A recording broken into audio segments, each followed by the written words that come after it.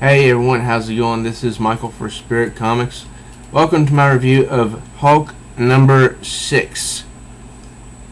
Now, this cover is, I don't know what to say about it really. It's just I believe that's the Golem which has been attacking Jen Walters. This is part 6 of Deconstructed, the finale actually.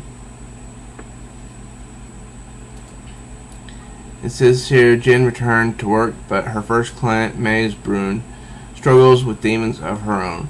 Afraid of the world around her, Maze has created a golem, which is actually something from Jewish folklore, I think. Out of pure fear to protect herself and other victims of trauma, Maze used the golem to murder her landlord and two New York City detectives. And now that golem has been turned on Jen, threatening to swallow her whole. The She-Hulk has done more.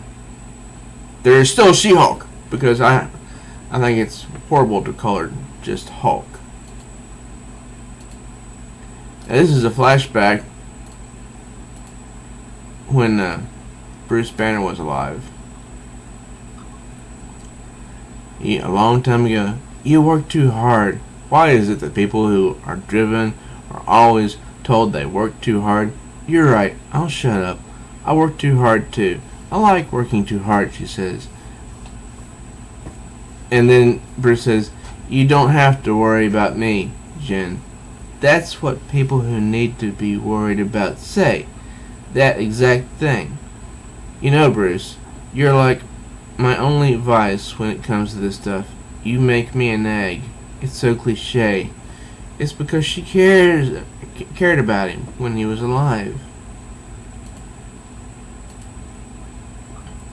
And in the flashback, I have to get this data plugged in. He was always working. Right, she says. For the longest time, I was only afraid of two things. The possibility of hearing the sound of someone scraping their nails against the chalkboard, which is hideous. I remember that. And she thinks, holy crap, even thinking about it makes me nauseous. And the possibility that something bad would happen to someone I love. Which, when you're a superhero, is both infinitely possible and seemingly impossible. He tells her to take care when she wraps her arms around him and to give him a little kiss. And she says, I will, cuz. You too. And she's thinking, I put my fears in a small drawer in my heart and tried not to think about them. Now, Nico, what was his name? Nico Leon was the artist and Matt Miller was the color artist. Now, the coloring in this issue, like the previous ones, isn't all that good. And the story doesn't necessarily make up for it, but the story is good. It is good. Maze Brune's apartment building now. Voice, she's trying to hear the optimistic voice. Hey, optimistic voice, you there? Get back, everybody, get back, because there's a bunch of, wannabe journalists who are looking up at the apartment with some sort of webbing, what looks like webbing to me, all across the top of it. Hey, we have a right to be here. You don't have a right to squat, lady. If you're a journalist, you don't have a right to anything. That's the problem with people today. They think they've got a right to something just because they breathe. And that woman, which is, I think, possessed by the golem in some fashion, and so is this hipster and that dude.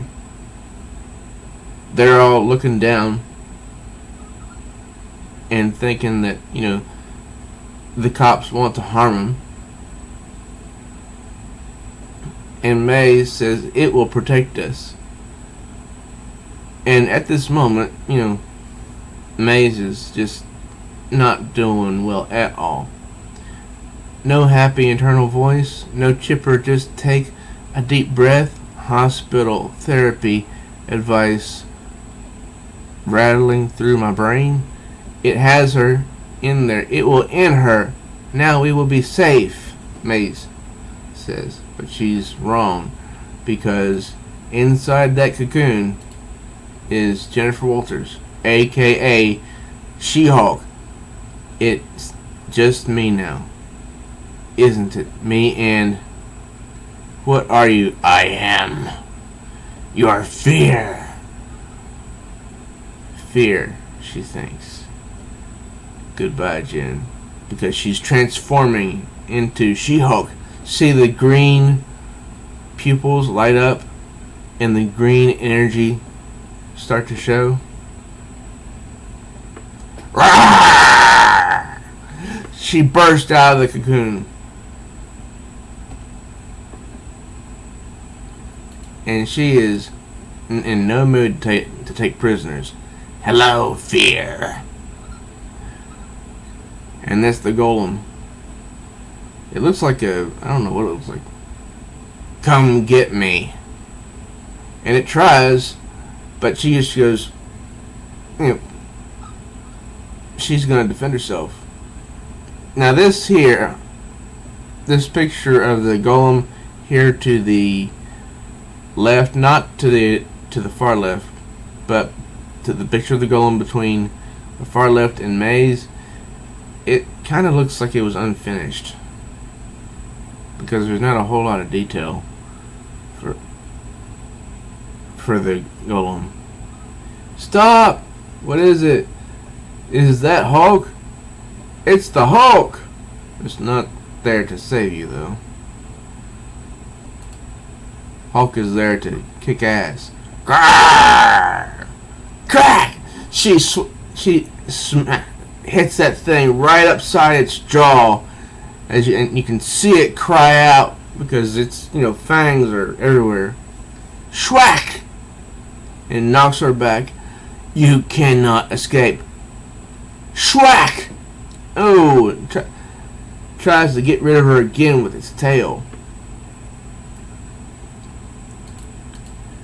And then the possessed renters, one of them says, the hipster says, I thought you said she was a lawyer. This is bad. Hard to think. Need to think. Trapped? Not trapped. Down. And boom! She lands hard enough to cause a crater, I think. Maze, what have you done? Now she's the one in trouble. And she's facing the golem. You will die. You must die. You don't know me, she says, as she stands there in a defensive posture. The golem reaches out with a tentacle or something, tries to get her, and wraps around her body. Arrgh! She goes, I know you, Jen Walters.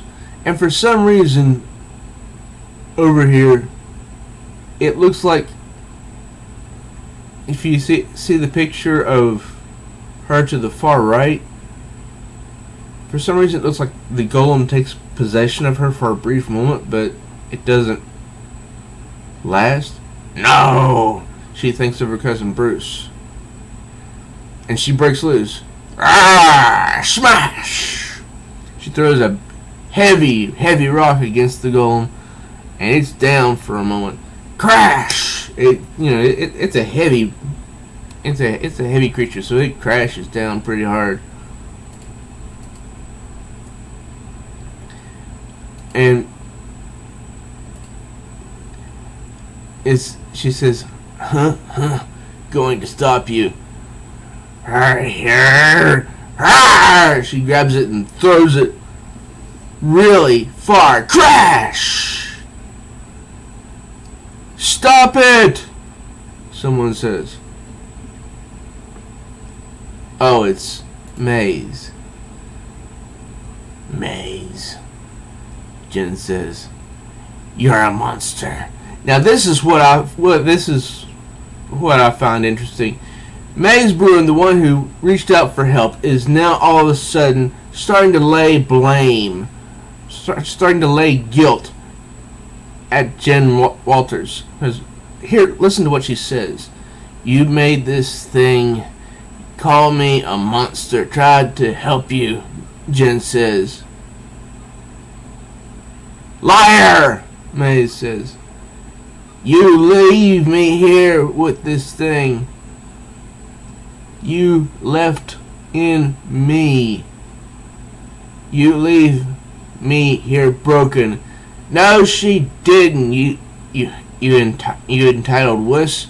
She was your lawyer, tried to help you. But you thought she made a promise that she actually didn't." And then it gets worse. You see Maze say that she doesn't want to feel this way anymore. She gets suicidal, basically. "I want nothing of this horrible world."